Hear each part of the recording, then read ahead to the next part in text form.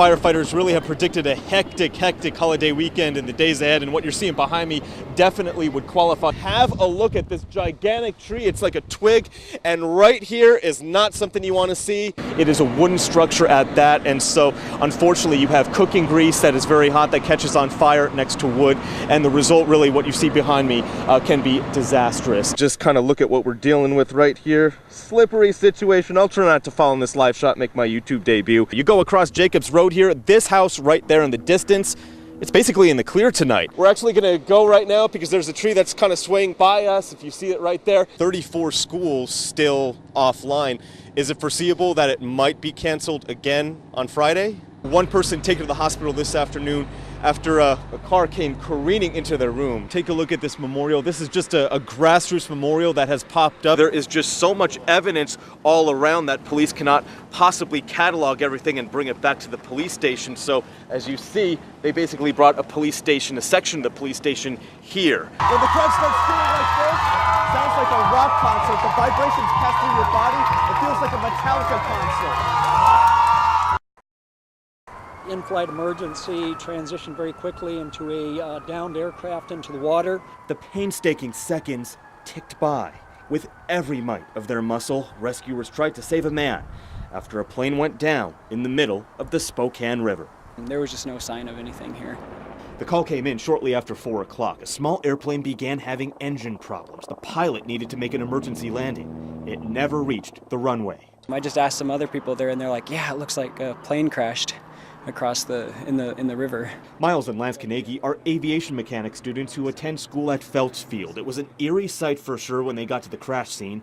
Commotion was all around, but these waters right here were inexplicably calm. The plane had already slipped below the surface. It's very sad because that's what we get up every morning to learn about. Within minutes, dozens of rescuers arrived, but more than a half hour passed when one of the people on the plane finally pulled to the surface. The second man was found a few moments later. Despite every possible attempt by rescuers, both men did not make it. I want to go on into flight, but when you see stuff like this, it kind of makes me a little bit more scared. Tonight, Creme 2 News was the first to confirm that the plane's pilot was this man, 64-year-old Lyndon Amistoy. Understandably, his family just too distraught to talk to us on camera tonight. But they say Lyndon had been a proud pilot since he was in grade school.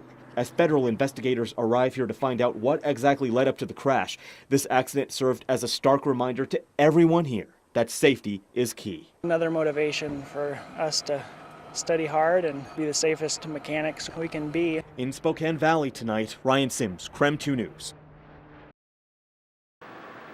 It's still just like alcohol. It's like a kid wants to get his hands on in the cookie jar. By all accounts, really, Gatlin Orton is not a bad guy. This 19-year-old aspiring chef just keeps making stupid, bad choices.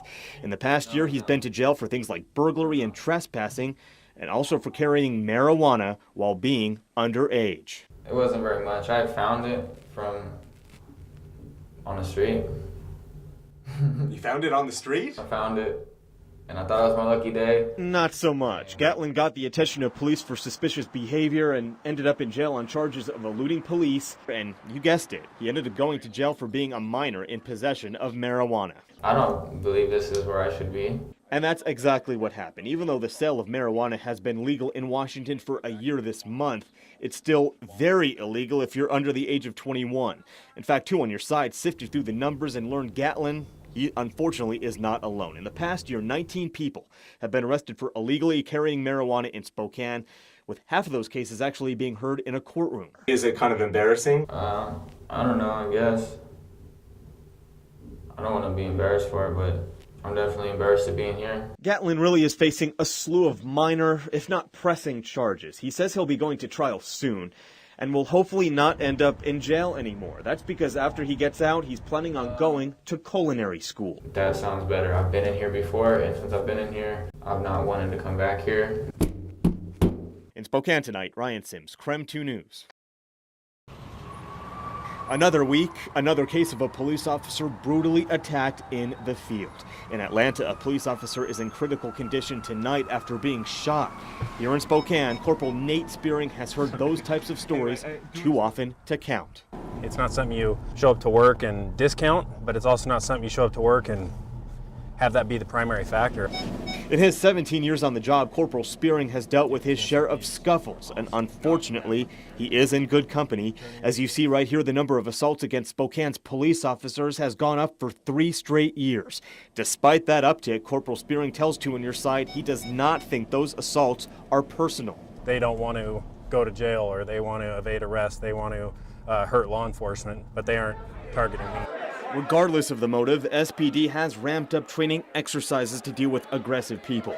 We actually got to look at that training firsthand. More than ever before, training experts tell Two on Your Side that de-escalation techniques, like what we see here, are the keys to their safety in the field. Here's the things that we've learned over the years as police officers.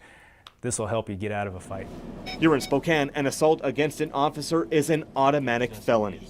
Along the streets of our city, Corporal Spearing says police officers aren't the only people coming under attack. Unfortunately, in those situations, it's reactive. In this day and age, techniques like these are not just for simple defense. They're the life-saving measures in an increasingly dangerous job. In Spokane tonight, Ryan Sims, KREM 2 News. How things can change so incredibly fast. Jake Raby spent much of January 19th in suspended excitement, sliding and gliding the beautiful snow-capped slopes of British Columbia. Oh, it was fantastic. It was great snow.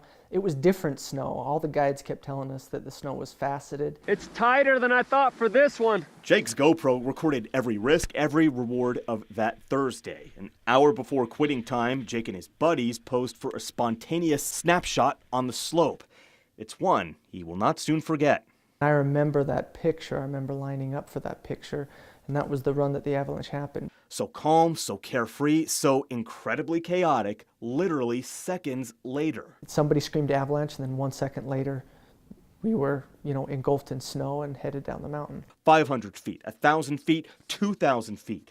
All so fast for Jake to even remember. And everything was blank until I woke up that last day in the ICU. 10 days later. Jake traveled the length of 5 football fields before coming to a rest, knocked out and buried in the snow. The avalanche carried only one other skier as far as him. In the distance, the group's lead guide heard a faint call for help. He said he felt something physically pushing him down the mountain until he started hearing the yells of the other guy that was buried next to me. After helping the other man, that guide took a look around. It was an eagle-eyed, fateful decision. My fingertips were just above the snow.